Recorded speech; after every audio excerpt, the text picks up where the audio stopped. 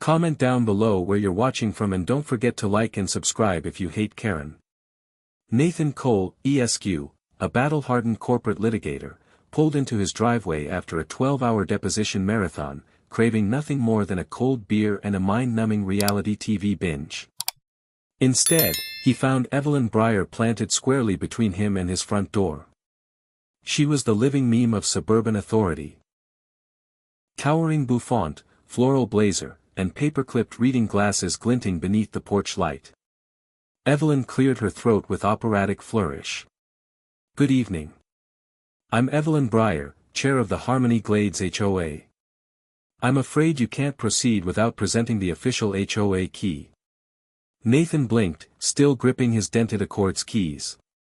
"I already have the only key that matters, the one to my house." Unfazed, Evelyn folded her arms across a clipboard thick with bylaws. Regulation 4B mandates that every resident carry the HOA key for access to designated common areas. Nathan gestured toward Mrs. Higgins's rose garden, the community's single, common area, open air and unlocked. But Evelyn's crimson expression signaled that principle, not logic, was the hill she'd chosen to defend. Exhaustion draining into exasperation, Nathan realized his evening's agenda had changed. Instead of beer and television, he was now cast in a showdown with the HOA gatekeeper. One destined to test both patience and precedent. Nathan Cole planted his briefcase on the porch rail and squared his shoulders. "Evelyn, I'm going inside." "Not without Regulation 4B compliance," she replied, waving her clipboard like a baton. The porch light glinted off the paperclip hinge on her glasses. Nathan's patience frayed the way cross-examination does after midnight. "The only thing between me and my sofa is you, and a policy no one's ever heard of." "It's in the HOA handbook," she insisted.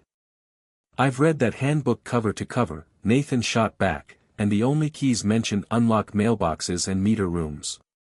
Evelyn's cheeks flushed a theatrical crimson. "You must set an example, counselor. Residents have rights to feel secure." "By locking them out of their own homes?" Nathan asked.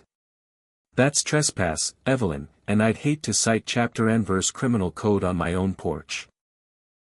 Neighbors began drifting onto driveways, drawn by the raised voices. Mrs. Higgins peered over her roses, Mr. Henderson stalled his evening jog. Nathan sensed the collective question, "Is this really happening?" Evelyn dialed her phone. "Officer?" "Yes, I'm detaining a non-compliant homeowner at 182 Maple Grove." Nathan opened his camera app and narrated calmly into the microphone. "Harmony Glades HOA chair obstructing legal entry." He emailed the clip to his paralegal with a single line. "Just in case." Within minutes a patrol car slid to the curb. Officer Ramirez stepped out, one eyebrow already arched. "Ma'am, you can't prevent a resident from entering his property," the officer said after a quick exchange. Evelyn's soprano pitch wavered. "But the key is optional," Ramirez finished, having skimmed the handbook on her tablet. "Now please clear the path." Evelyn huffed but shuffled aside. Nathan inserted his actual key, the deadbolt clicked, and the door eased open like a curtain dropping on a farce. Before stepping through, he offered the officer a grateful nod and Evelyn a measured warning, "Any further interference becomes civil harassment, and I litigate for a living." The door shut, silence reclaimed Maple Grove. Yet as Nathan leaned against the cool wood, heart-thumping, he knew the skirmish was merely prologue. A woman who carried bylaws the way knights wielded shields wasn't going to retreat after one failed charge. Somewhere behind that floral blazer, Evelyn Breyer was already drafting her next salvo, and Nathan suspected it would involve more paper, bigger stakes, and a courtroom gavel. 3 mornings later, Nathan's mailbox yawned with a thick, cream-colored envelope stamped certified. The return address read Breyer, Winters and Locke, PLLC. A boutique firm notorious for HOA scuffles. He slit the seal and exhaled a cynical laugh. Inside lay a summons, Evelyn Breyer vs. Nathan Cole. Allegations: emotional distress, willful violation of HOA key policy, endangerment of community safety. Damages sought, $125,000, plus mandatory purchase of the official HOA key, cost unspecified. Nathan scanned the complaint, noting flowery descriptions of aggressive posturing, menacing phone camera intimidation, and irreparable psychological harm. Evelyn's affidavit claimed she'd suffered migraines, acid reflux, and a newly developed fear of doorknobs. He dialed his mentor, senior partner Robert Graves. "Bob, got a live one," Nathan said. "HOA chair sues me for a mythical key." "Congratulations," Graves drawled. "Billable personal experience. Handle it, but don't miss Friday's merger briefing." Nathan spent the afternoon dissecting Harmony Glades bylaws. Regulation 4B, it turned out, referenced a proposed key system tabled 10 years earlier and never adopted. Minutes from that meeting, itself a marvel of bureaucratic dithering, declared the idea cost-prohibitive and unnecessary. Yet the language lingered in an appendix like a forgotten landmine, and Evelyn had stepped on it deliberately. That evening he canvassed neighbors. Mrs. Higgins admitted Evelyn once cited her for rosebush height discrepancies. Mr. Henderson produced a postcard demanding he repaint his mailbox less shimmering. Little Timmy's father described how Evelyn threatened fines when a basketball echoed after dusk. Nathan compiled affidavits, photographed pristine but unlocked common areas, and drafted a counterclaim for harassment, malicious prosecution, and abuse of HOA authority. He smiled as the page count grew. Nothing warms a litigator's heart like weaponized minutiae.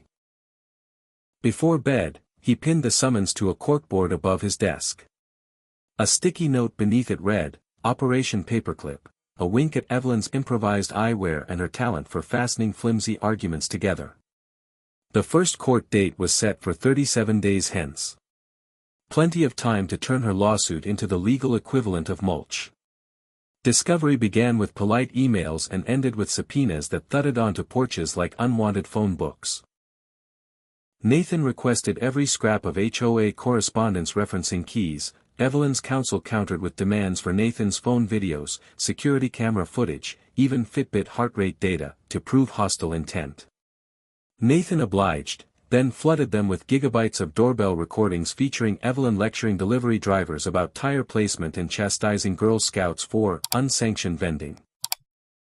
His paralegal indexed each clip, highlighting timestamps where Evelyn brandished bylaws like traffic batons. Neighborhood lore poured in. Retired Air Force Colonel Jack Dawkins signed an affidavit describing Evelyn's attempt to issue him a noise citation when his flag halyard clanged in the wind. Newlywed couple Aisha and Mark Patel submitted photos of Evelyn measuring their wedding arch balloons to enforce a visual uniformity clause that didn't exist. Nathan discovered that the so-called HOA key was a single brass blank Evelyn had commissioned years ago from a locksmith friend. Its teeth matched no lock in Harmony Glades. It was, quite literally, a symbol, an ornate placebo she waved like royal scepter. Receipts showed she'd ordered a velvet pouch for it and charged the $38 cost to community enhancement. Deposition day at Breyer, Winters and Locke felt like legal theater. Evelyn, wearing a new blazer patterned with azaleas, sat rigid while Nathan's questions peeled away her narrative. "Ms. Breyer, how many residents currently possess this key?" "None, but they should." "Which common areas remain inaccessible without it?" "The rose garden, hypothetically." "Yet the garden has no gate?" "Gates can be installed." When pressed on her emotional distress, Evelyn produced a diary chronicling sleepless nights and visions of non-compliant neighbors. Nathan slid across printouts of her social media posts, selfies at brunch, karaoke videos, dated 2 hours after those alleged panic attacks. Her attorney objected, citing privacy. Judge Raylan Morris, overseeing discovery, overruled, "If Ms. Breyer puts her mental anguish at issue, weekend karaoke is fair game." The courtroom tittered, Evelyn's paperclip glasses trembled. Nathan's counterclaim gained momentum. For every night Evelyn claimed tears, a time-stamped clip showed her enforcing petty edicts. One featured her scolding Mr. Henderson's golden retriever for unregulated tail wagging. Mid-month, HOA Treasurer Linda Park resigned and delivered a thumb drive to Nathan, whispering, "I'm done enabling her." The drive contained budgets revealing Evelyn had allocated $1,200 for key awareness pamphlets, none printed, and diverted landscaping funds to monogrammed HOA stationery. Nathan updated his pleadings: misappropriation, self-dealing, fiduciary breach. At his desk, he pictured the impending trial, jurors hearing how a phantom key became pretext for personal fiefdom.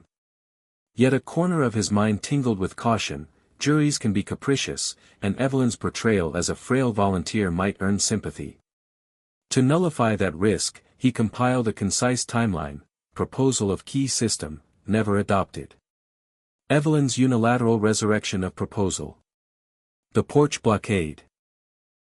Lawsuit's punitive damages. He rehearsed cross-examination, anticipating her plaintive principle of the thing. His response would be simple: rules protect neighbors, they don't empower one neighbor to reign over the rest. One evening he paused his prep to join the community picnic, an event Evelyn had skipped. Kids chalked sidewalks, adults exchanged potluck recipes. Mrs. Higgins pressed a slice of peach pie into Nathan's hand. "Thanks for standing up," she said. He realized the case was larger than fees or pride. It was about rescuing Harmony Glades from rule by paperclip. Back in his study, Nathan opened a final binder labeled Trial Exhibits. At the top sat the velvet-pouched key, gleaming under desk light. He slipped it into an evidence bag, sealing it with a grin. Soon 12 citizens would learn that sometimes a key opens nothing but Pandora's box, and that closing the lid demands firm legal shoulders. Courtroom 2B buzzed like a beehive the morning of Breyer vs. Cole. Local press filled the back row, neighbors packed every aisle seat.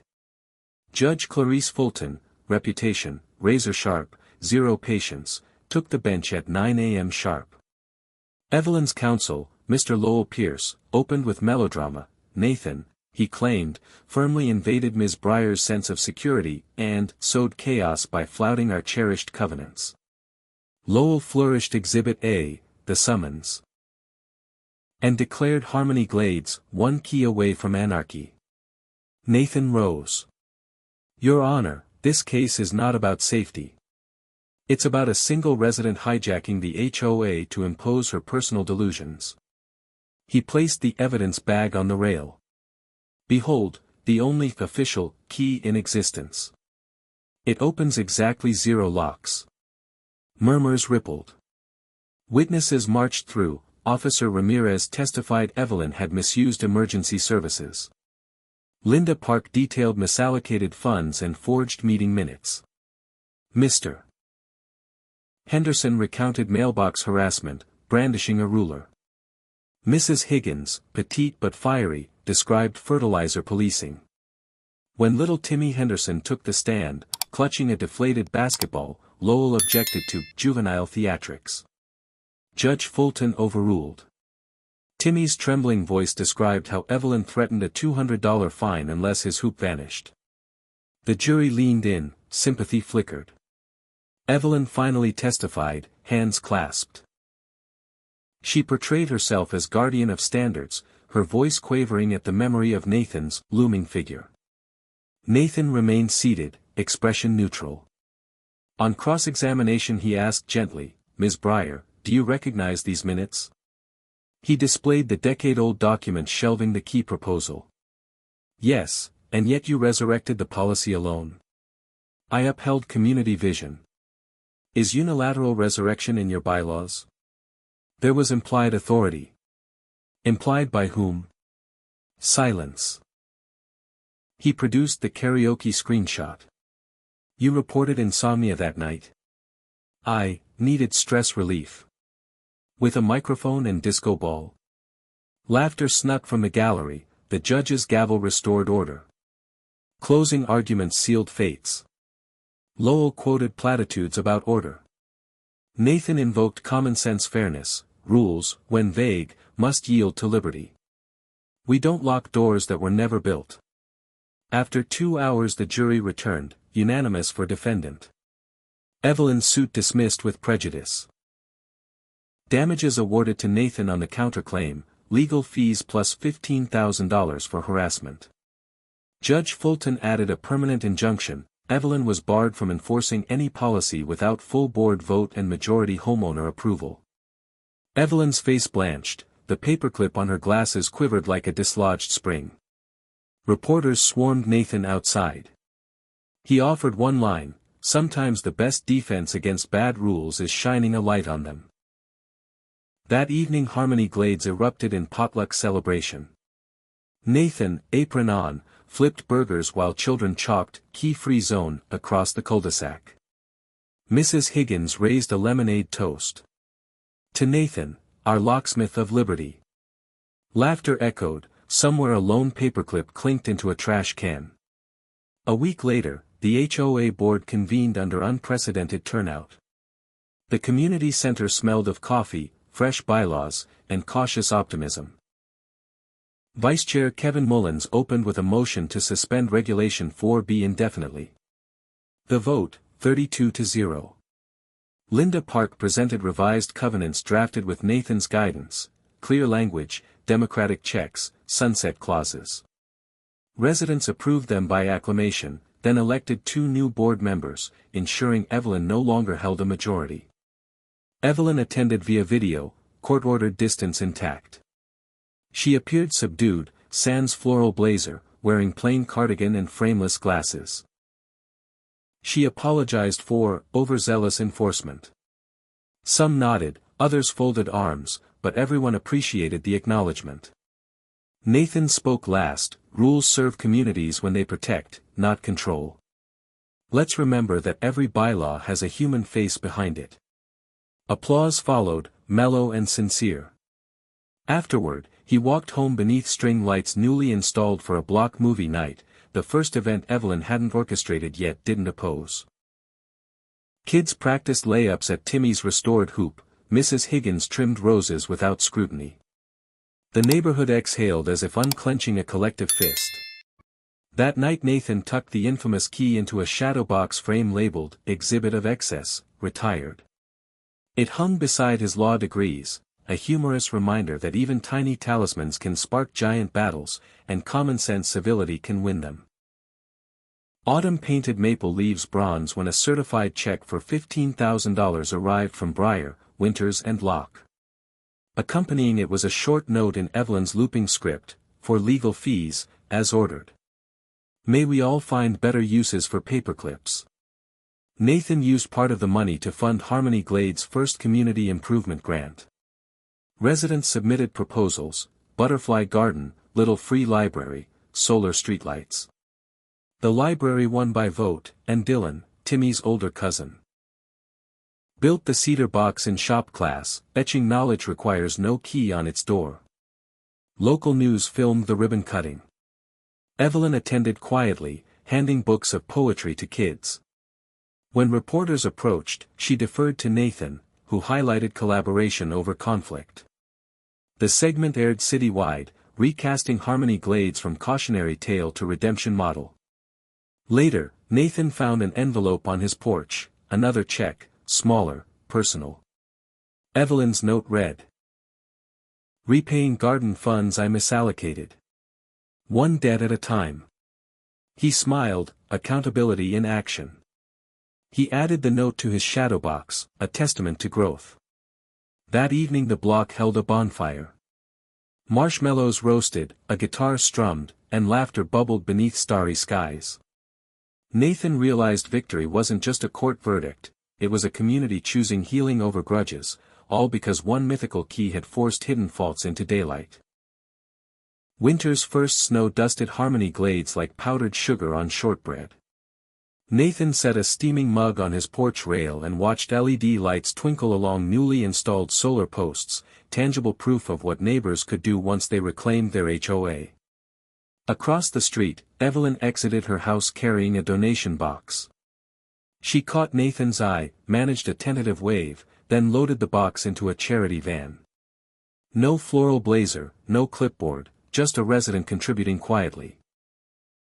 Nathan's phone buzzed with a message from the community chat: movie night returns in spring. Theme, Freedom Flicks. Any suggestions? He typed, The Shawshank Redemption, Escape from Bad Policy. Thumbs up emojis popped. He glanced at the framed exhibit of excess on his study wall. Under it, he'd added a brass plaque, Closed doors teach open minds. The once threatening key now served as conversation piece and cautionary artifact. Taking one last sip, Nathan closed his eyes, inhaling cedar smoke drifting from a neighbor's fireplace. The saga of Evelyn's Key had begun as farce, pivoted to legal thriller, and ended as community renaissance. Some battles, he mused, aren't about winning or losing but about clarifying where lines belong, and reminding everyone that good fences, or bylaws, make good neighbors only when they're built together. He flicked on his porch light, its amber glow spilling onto unmarred snow, and stepped inside, content, at last, to spend the evening exactly as planned months earlier: warm drink, cozy couch, and reality TV that, thankfully, stayed on the screen where it belonged.